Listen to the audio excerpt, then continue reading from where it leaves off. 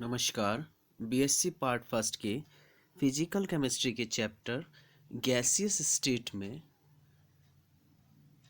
आज हम critical phenomena, क्रांतिक परिघटनाएं, isotherm of real gases, real gas के समतापी वक्र, कंटिन्यूटी ऑफ स्टेट अवस्था सातत्य और आइसोथर्म ऑफ वांडरवाल इक्वेशन यानी वांडरवाल समीकरण के समतापी वक्र का अध्ययन करेंगे। इसमें सबसे पहले ले हम क्रिटिकल फिनोमिना। किसी भी गैस को द्रवित करने के लिए दो कंडीशंस चाहिए, एक तो उच्च दाब और दूसरा कम ताप। वायुमंडलीय दाब पर हम ताप को कम करके गैस को द्रवित कर सकते हैं, लेकिन वायुमंडलीय ताप पर हम दाब बढ़ाकर यानी सभी दाब पर गैस को द्रवित नहीं कर सकते। गैस को द्रवित करने के लिए जैसे हम एक तापमान लेते हैं और उस तापमान पर हम प्रेशर बढ़ाते जाते हैं, तो जैसे जैसे प्रेशर बढ़ाते जाएंगे एक निश्चित दाब पर गैस द्रवित हो जाएगी। अब हम टेम्परेचर थोड़ा और बढ़ा दें तो हमें दाब और बढ़ाना पड़ेगा, फिर हम टेम्परेचर थोड़ा और बढ़ा दें तो दाब और अधिक बढ़ाना पड़ेगा। लेकिन एक स्थिति टेम्परेचर की एक स्थिति ऐसी आती है जिससे अधिक टेम्परेचर पर गैस को द्रवित करना मुश्किल है। चाहे हम दाब कितना ही अधिक बढ़ा दें तो वह ताप जो है वो हमारा क्रांतिक ताप कहलाता है। तो हम क्रांतिक ताप को किस तरह से परिभाषित कर सकते हैं?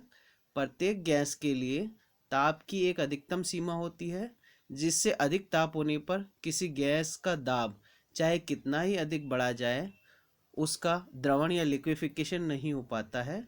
गैसों के इस ताप को हम क्रिटिकल टेम्परेचर या क्रांतिक ताप कहते हैं।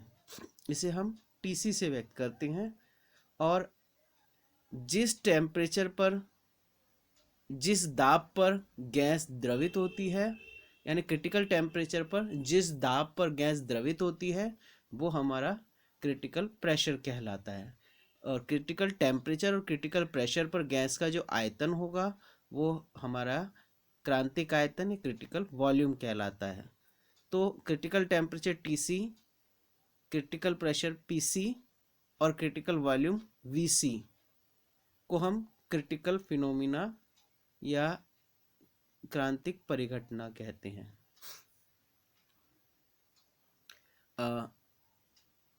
इस क्रिटिकल फिनोमिना को एक्सप्लेन करने के लिए एंड्रयूज़ ने एक उपकरण दिया। एंड्रयूज़ ने एक विधि दी जिसे हम चित्रानुसार समझा सकते हैं। इस विधि में एक एच शेप की एक ट्यूब होती है जिसमें हम जल भर देते हैं। इन एच शेप की एक भुजा में हम एक कैपिलरी लगाते हैं। इस कैपिलरी में हम ऊपर मरकरी भर देते हैं और इस मरकरी भरकर ऊपर जो है जो भी गैस हमें द्रवित करनी है वो भर देते हैं और सील कर देते हैं। इसका जो निचला सिरा जो है जो खुला होता है वो हम इस एच शेप की ट्यूब की एक भुजा में हम सील्ड कर देते हैं और नीचे से स्क्रू से हम इसको बंद कर देते हैं। और ऊपर वाला जो सिरा है इसको हम गर्म जल के जैकेट से कवर कर देते हैं और उस पर थर्मामीटर लगा देते हैं। इसी प्रकार से इस एच शेप की ट्यूब के दूसरे सिरे पर सेम ही हम एक दूसरी कैपिलरी लेते हैं। इसमें मरकरी भर के यहाँ मरकरी भरते हैं और ऊपर जो है जिस भी गैस का हमें क्रिटिकल टेम्परेचर ज्ञात करना है वो भरकर ऊपर से सील कर देते हैं। और इसको हम इस एच शेप की इस भुजा से जोड़ देते हैं और नीचे यहाँ भी स्क्रू लगा देते हैं। अब हम नीचे से स्क्रू को टाइट करते जाते हैं। जैसे जैसे स्क्रू को टाइट करेंगे कैपिलरी ट्यूब में प्रेशर बढ़ता जाएगा और एक निश्चित प्रेशर पर गैस द्रवित हो जाएगी। जो CO2 है वो द्रवित हो जाती है। इस टेम्परेचर को हम नोट कर अब हम टेम्परेचर और बढ़ाते हैं और स्क्रू को टाइट करते जाते हैं तो गैस वापस द्रवित हो जाएगी। फिर हम टेम्परेचर और बढ़ाएंगे तो द्रवित गैस वापस वाष्प में परिवर्तित हो जाएगी। हम स्क्रू को और टाइट कर कर प्रेशर बढ़ा देते हैं। तो इस तरह से एक टेम्परेचर के पश्चात हम कितना ही स्क्रू को टाइट करके प्रेशर बढ़ाएं, गैस द्रवित नहीं होती है। तो उस टेम्परेचर से जस्ट पहले वाला जो टेम्परेचर है वो हम नोट कर लेते हैं, वो टेम्परेचर हमारा क्रिटिकल टेम्परेचर कहलाता है। इस क्रिटिकल टेम्परेचर पर हम इस मैनोमीटर से जो प्रेशर है वो नोट कर लेते हैं, तो वो प्रेशर हमारा क्रिटिकल प्रेशर कहलाएगा, और इस पर जो आयतन होगा वो हमारा क्रिटिकल वॉल्यूम कहलाता है। तो ये एंड्रयूज उपकरण है जो कि क्रिटिकल फिनोमिना को एक्सप्लेन करता है। अब क्रांतिक स्थिरांक टीसीपीसी को निकालने की हम प्रायोगिक विधि देखें। इसे कान्या डी लातूर ने दिया था। यह विधि जो है किस सिद्धांत पर कार्य करती है कि जब गैस की द्रवीकरण की अवस्था होती है तो उस समय गैस की वेपर और जो लिक्विड फेज है दोनों की डेंसिटी समान होती है, अर्थात गैस की वाष्प अवस्था और द्रव अवस्था का घनत्व तो समान होता है। उस स्थिति में गैस की जो वाष्प अवस्था है और द्रव अवस्था है उन दोनों को विभेद करने वाली एक जो लेयर होती है वो डिसॉल्व हो जाती है, अर्थात विलुप्त हो जाती है, और हम यह पता नहीं कर सकते कि कहाँ गैस है और कहाँ द्रव है। तो गैस और द्रव के बीच की जो विभेदकारी सीमा है वो समाप्त हो जाती है। तो उस स्थिति में हम कहेंगे कि गैस लिक्विफाई हो गई है। इसके लिए हम एक उपकरण लेते हैं। इस उपकरण में एक यू आकार की ये ट्यूब होती है। इस ट्यूब के एक एंड में हम जिस भी गैस का क्रिटिकल टेम्परेचर और प्रेशर निकालना है वो भर देते हैं। अब इसके बाद हम इस ट्यूब में मरकरी भर देते हैं और ऊपर से हम इसको एक वायु रहती है और ऊपर के एंड को सील कर देते हैं। अब इस बल्ब को, जो इसका बल्ब वाला एरिया जिसमें हमने गैस भरी है, उसको हम थर्मोस्टेट में लगा देते हैं। इस थर्मोस्टेट में हम गर्म पानी प्रवाहित करते हैं और हम टेम्परेचर नोट करते चलते हैं। जैसे जैसे हम गर्म पानी का टेम्परेचर बढ़ाते जाएंगे, क्या होगा, यहाँ जो लिक्विड है, जो हमने गैस लिक्विड फेज में भरी थी, वो वेपर फेज में कन्वर्ट होना स्टार्ट होगी, और एक स्थिति ऐसी आएगी जब द्रव अवस्था और गैस वाष्प अवस्था का घनत्व तो समान हो जाता है और इन दोनों के मध्य की जो विभेदकारी सीमा है वो समाप्त हो जाती है, यानी डिफरेंशिएटिंग लेयर जो है वो डिसॉल्व हो जाएगी और हम डिफरेंशिएट नहीं कर पाएंगे गैस और लिक्विड में, यानी वेपर और लिक्विड में। तो उस टेम्परेचर को हम नोट कर लेते हैं। वो टेम्परेचर हमारा क्रिटिकल टेम्परेचर टीसी कहलाता है।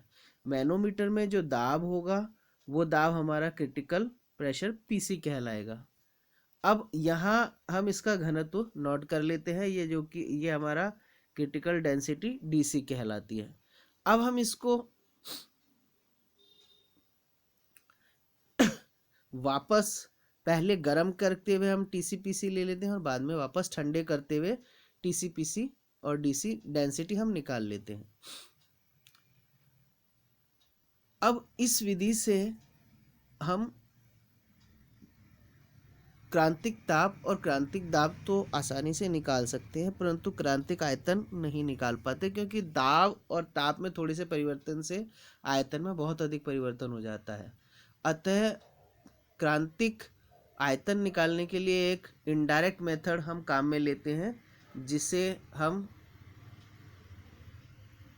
Rectilinear diameter rule of rectilinear diameter method कहते हैं, संगठ व्यास नियम की विधि कहते हैं। इस विधि के अनुसार किसी द्रव एवं संतृप्त वाष्प, यानी किसी लिक्विड और सैचुरेटेड वेपर के घनत्व के मध्य मानों को, यानी मीन वैल्यू को हम संगत ताप के विरुद्ध आलेखित करते हैं और एक सरल रेखा प्राप्त होती है। इस नियम को हम सरल रेखीय व्यास का नियम कहते हैं। यानी सरल रेखीय व्यास के नियम से हम कैसे क्रांतिक आयतन निकालते हैं वो देखें। हम पहले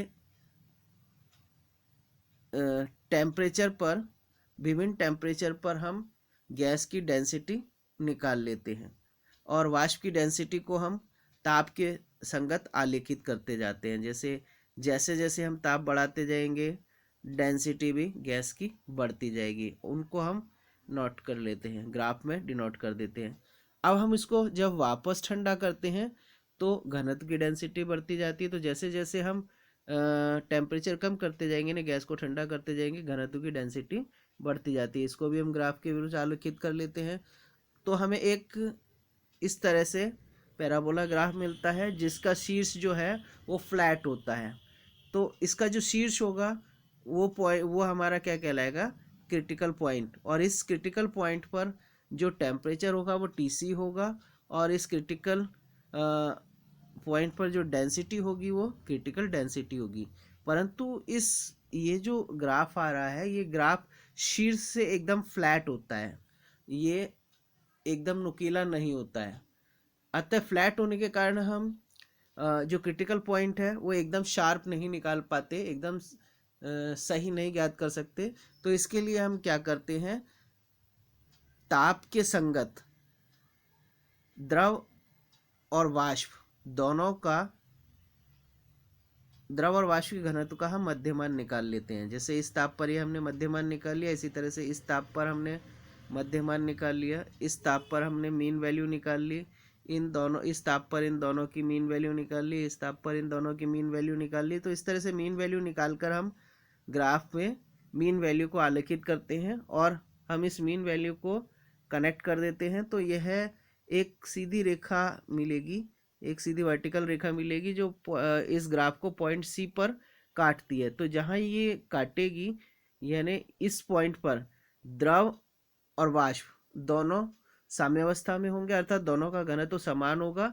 तो यह जो हमारा पॉइंट होगा वो क्रिटिकल पॉइंट कहलाएगा। तो इस तरह से हम एक sharp critical point, exact critical point निकाल लेते हैं। इस पॉइंट पर जो ताप होगा वो क्रिटिकल टेम्परेचर और इस पर जो घनत्व होगा वो क्रिटिकल डेंसिटी होगा। अब क्रिटिकल डेंसिटी में हम घनत्व में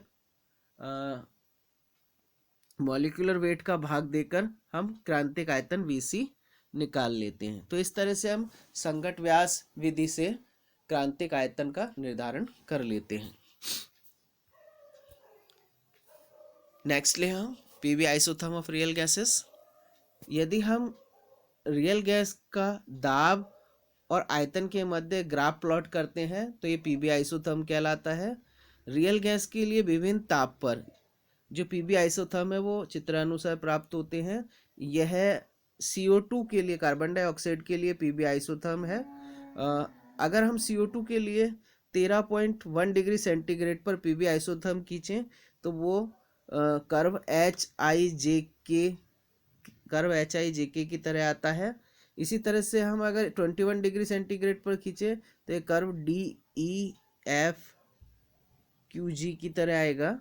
और अगर हम 31 पर खींचे तो कर्व इस तरह से आएगा, और 35 पर खींचे तो कर्व इस तरह से, और 41 पर खींचे तो कर्व इस तरह से आएगा। तो ये विभिन्न ताप पर पीवी आइसोथर्म है। अगर हम देखें 31.1 डिग्री सेंटीग्रेड पर तो H से I तक, यानी H से I तक दाब बढ़ाने पर आयतन कम होता है। अब बिंदु I से J तक अगर हम दाब बढ़ाते हैं तो दाब नहीं बढ़ता, यानी दाब कांस्टेंट रहता, बढ़ाने पर भी दाब नहीं बढ़ेगा परंतु आयतन तेजी से कम होता है। अर्थात इस स्थिति में एक क्षैतिज रेखा प्राप्त होती है। इस क्षैतिज रेखा में बिंदु I पर जो गैस है उसका द्रवीकरण स्टार्ट होता है और बिंदु J पर गैस पूरी तरह से द्रवित हो जाती है।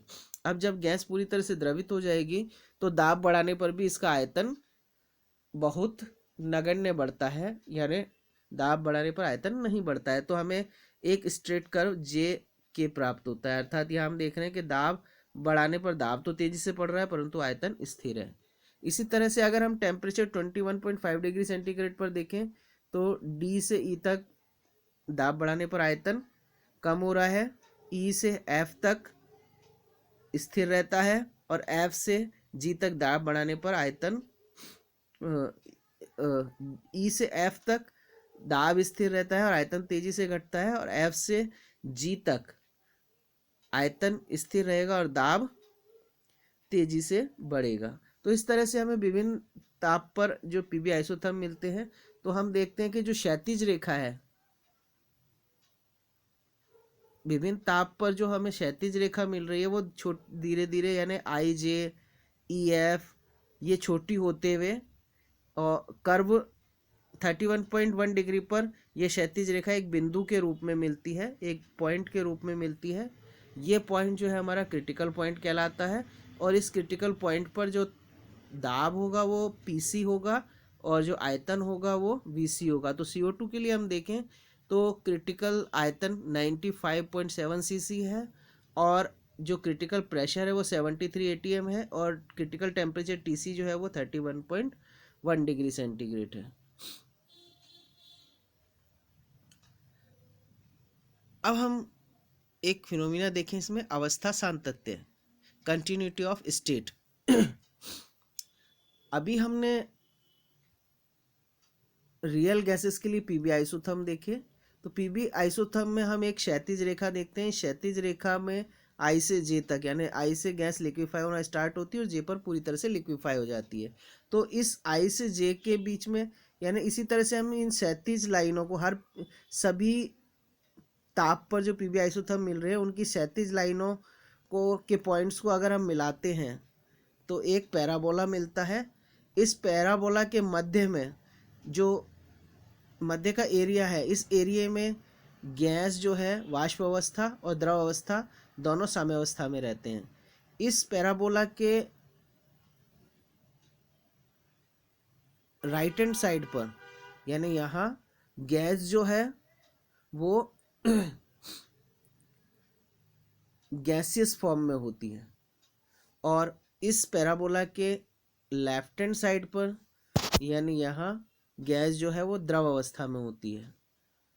अब अगर हम एक कर्व की कल्पना करें, जैसे कर्व RDRSQG को देखें, तो हम देखें कि D से इस कर्व में हम टेम्परेचर बढ़ाते हैं, तो सॉरी इस कर्व में हम प्रेशर बढ़ाते हैं तो आयतन कम होता जा रहा है और E तक का आयतन कम होगा। लेकिन E बिंदु आने से पहले बिंदु R पर, E बिंदु से थोड़ा पहले हम बिंदु R पर क्या करेंगे, आयतन को तो कांस्टेंट कर देंगे और प्रेशर बढ़ाएंगे।